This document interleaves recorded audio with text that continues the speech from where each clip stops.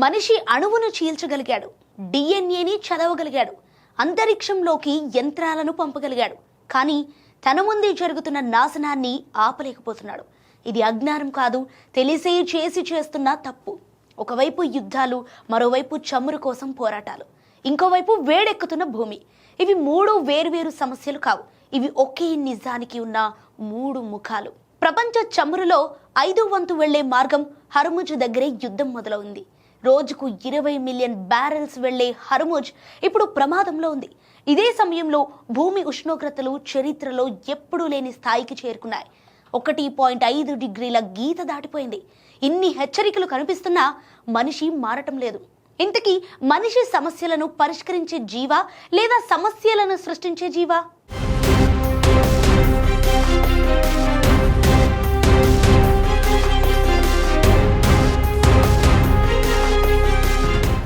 యుద్ధం ప్రభావం ఇప్పుడు కేవలం బాంబులు పడుతున్న ప్రాంతానికే పరిమితం కాదు. షిప్పింగ్ వ్యవస్థ మొత్తం ఒత్తిడిలో పడింది. హర్ముజ్ ప్రాంతాల్లో నౌకల కదలికలు తగ్గడంతో గ్లోబల్ సరఫరా చైన్ దెబ్బతింటోంది. ఇన్సూరెన్స్ ప్రీమియర్స్ కొన్ని చోట్ల 200% వరకు పెరిగాయి. అంటే ఒక ట్యాంకర్ ప్రయాణ ఖర్చు ఒక్కసారిగా రెట్టింపు అవుతోంది.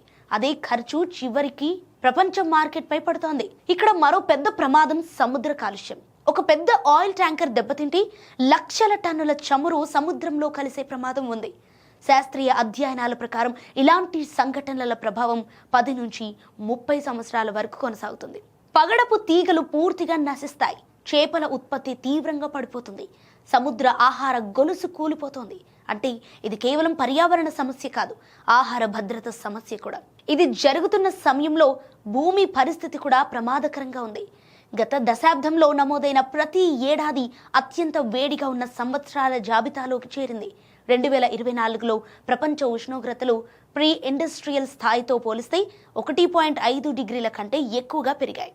ఇది వాతావరణ మార్పులో ఒక కీలక మలుపు. ఇక్కడ నుంచి మార్పులు వేగంగా జరుగుతాయి. అయితే ప్రపంచం తీసుకుంటున్న నిర్ణయాలు చూస్తే మరో సీన్ కనిపిస్తుంది. ఏంటంటే గ్లోబల్ మిలిటరీ ఖర్చులు $2 ట్రిలియన్ దాటాయి. అదే సమయంలో క్లైమేట్ సమస్యలపై పెట్టుబడులు సరిపోయేలా లేవు. అంటే మనిషి ఏ దిశలో డబ్బు ఖర్చు చేస్తున్నాడో ఇక్కడ స్పష్టంగా కనిపిస్తోంది. ఈ ప్రభావం చివరికి సాధారణ మనుషుల మీద పడుతుంది. ఉదాహరణకు బంగ్లాదేశ్, పాకిస్తాన్ వంటి దేశాలు తమ ఎల్ఎన్జీ సరఫరాలో పెద్ద భాగాన్ని ఈ ప్రాంతంపైనే ఆధారపడి ఉంటాయి. అక్కడ గ్యాస్ ఆధారిత విద్యుత్ ఉత్పత్తి 40 నుంచి 50% మధ్య ఉంటుంది. సరఫరా దెబ్బతింటే విద్యుత్ కొరత, ధరల పెరుగుదల తప్పదు. అంటే యుద్ధం ఎక్కడ జరిగినా దాని దెబ్బ ప్రపంచంలోని సామాన్యులనే ముందుకు తాకుతుంది. నిజానికి ఇలా జరుగుతుందని మనిషికి ముందే తెలుసు. వ్యవస్థ ఎలా పనిచేస్తుందో పూర్తిగా తెలుసు. అయినా కూడా అదే తప్పులను మళ్ళీ చేస్తూనే ఉన్నాడు.